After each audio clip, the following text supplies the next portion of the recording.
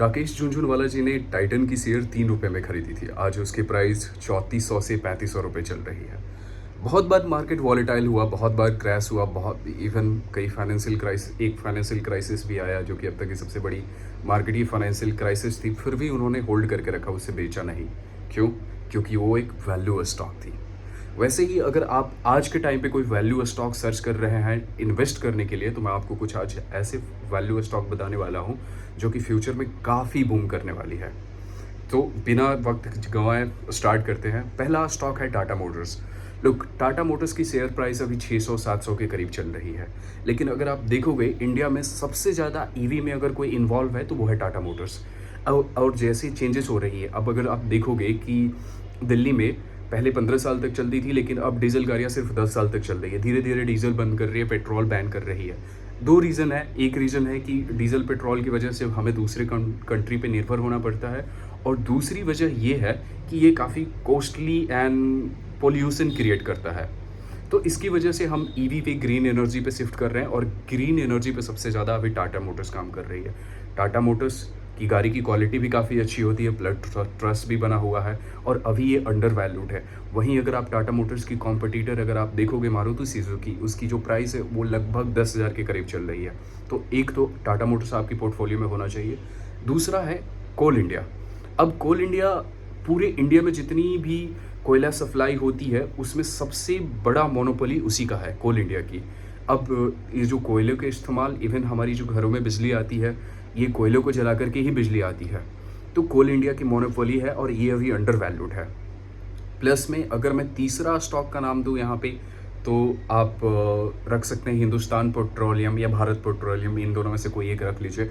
अगर आप इन्वेस्टमेंट कर रहे हो लॉन्ग टर्म के लिए, तो आपकी पोर्टफोलियो में कुछ ऐसे स्टॉक्स होना चाहिए जो कि ऑयल एंड गैस में इन्वॉल्व हो, क्योंकि वो ऑयल एंड गैस का कंट्रीब्यूशन काफ़ी ज़्यादा है हमारे देश में, और होने वाला है। अगर मान के चलते कल को अगर सारी गाड़ियाँ ईवी हो भी जाती है, फिर भी ऑयल एंड गैस की रिक्वायरमेंट होगी, क्योंकि बहुत सारी ऐसी जगह है जहाँ पे होती है। और अगर मैं चौथी स्टॉक का नाम लूँ तो पीएनबी बैंक। अब पीएनबी बैंक आपको सुनकर के अजीब लग रहा होगा कि कैसे। अभी जैसे मैं बताना चाहूँगा कि इंडिया में जितने भी मिडिल क्लास लोग हैं उनका मोस्टली अकाउंट जो है पीएनबी में ही है। So PNB is a too big to crash. PNB is the second largest bank of India. So अगर पीएनबी क्रैश करती है तो पूरी इंडियन मार्केट क्रैश हो जाएगी।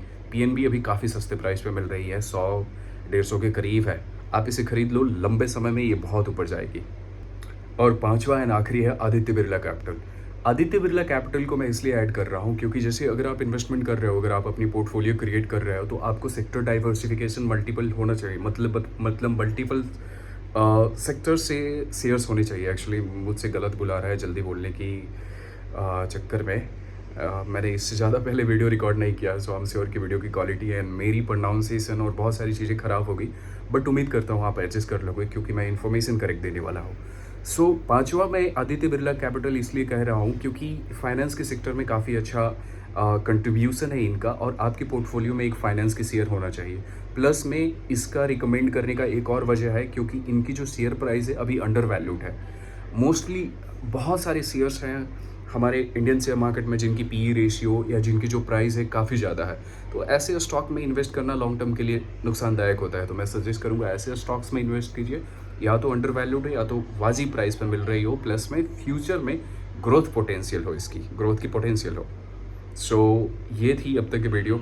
नेक्स्ट वीडियो में आगे की डिस्कशन करते हैं। Anyway, if you are still watching this video, बहुत सारे कंटेंट आ रहे होंगे यार मीडिया पे। कुछ अगर सब्सक्राइब वगैरह कर लोगे तो मेरा भी हेल्प हो जाएगा, मेरा भी मोटिवेशन बना रहेगा, and then I will keep searching and will find another gems for you.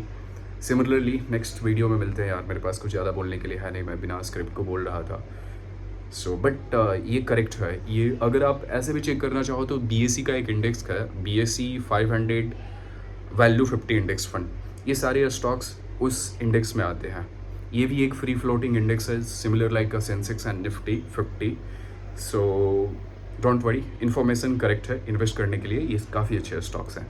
अगर आपको इससे मिलता जुलता कोई फंड चाहिए तो मैं फंड भी आपको बता दूंगा, जहाँ पे आपको खुद से मैनेज नहीं करना होगा। आप एक बार पैसे डालो, ऑटोमेटिकली मैनेज होते रहेगा by professional fund manager. Anyway, मिलते हैं नेक्स्ट वीडियो में। बाय बाय, तब तक के लिए थैंक्स।